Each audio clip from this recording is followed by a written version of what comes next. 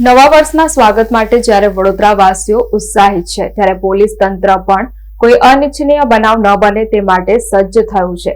31 ડિસેમ્બરની રાત્રિ પૂર્વે શહેરના વ્યસ્ત એવા સંગમ 4 રસ્તા નજીક પોલીસે સઘન વાહન ચેકિંગ હાથ ધર્યું હતું।